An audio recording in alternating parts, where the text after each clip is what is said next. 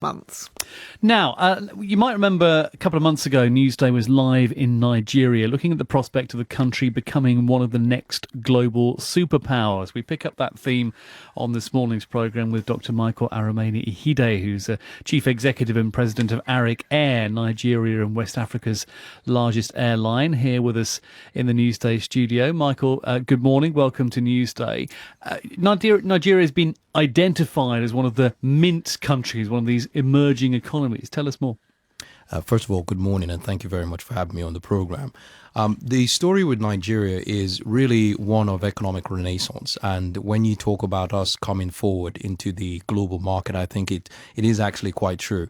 You look at Africa as a whole, and the second fastest growing region in the globe, and that's really driven out of Nigeria and West Africa, where we're looking at GDP growth rates of over 7%, and has been the case over the past decade. And you look at our expansion in terms of we're the second largest economy in sub-Saharan Africa. Actually, we're actually in position to take the number one position from South Africa. Absolutely quite right, once the GDP is rebased. The reasons for that development are a number of things. First and foremost is the expanding middle class. That's really in terms of the change and increase in consumer spending, trade and economic activity that's taking place in that region. Nigeria is the third largest manufacturer in Africa, and it supplies the products and services into the West African sector. We've had a lot of foreign direct investment flow into the country as a result of a lot of the public sector reforms, particularly in the finance division, etc. And I think also our populous base. We have we're the seventh most populous nation in the globe, and the first in Africa, and we've got a very young populace as well. So again, in terms of part of the advantage of Mint, we have a young labor force, and we're seeing a lot of growth and expansion into that middle class segment. But it's not a country without any problems, security issues, corruption, power shortages, various things that one might imagine would put foreign investors off Nigeria. It doesn't seem to be panning out that way, though. Once I read a comment from Tony Hayward, former chief executive of BP, and it was very well put. I think the West has this problem perhaps of being able to compute political risk. Risk is inherent in any business. It's a question of managing it.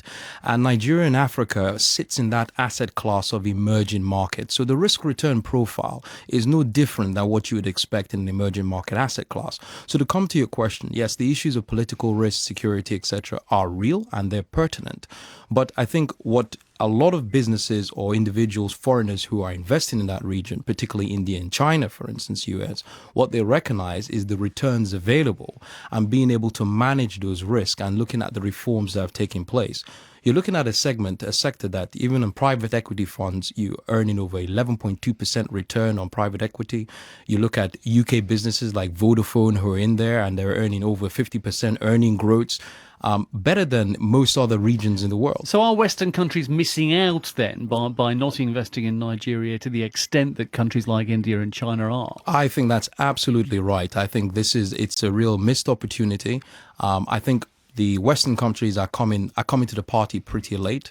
But I think what really needs to happen is understanding that there's a lot in terms of the government and also private sector have put in place to try and at least alleviate those concerns. You look at Nigeria, for instance, the current administration's transformation agenda, looking at addressing investment in key industries and job creation, macroeconomic reforms, etc. But more importantly, about transparency on government spending and also anti-corruption effects and initiatives.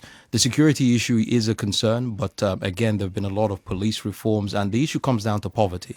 If you can create jobs, if you can address education, then you remove these incentives that drive or give succor towards actual issues such as security concerns. But given those problems of security, of corruption, of power shortages, infrastructure, poor infrastructure, as interest rates in the developed economies start to rise again, as we see the normal status return to the US, for example, why would investors go to Nigeria or indeed any of the other emerging economies when they can get or start to get better returns with less risk in those other economies. Okay, well, if we look at it this way, I mean, you make a fair point, but if we look at it in terms of when, let's take the airline industry, for instance, you look at the difference between the market opportunity that exists in particularly West Africa and the rest of the world.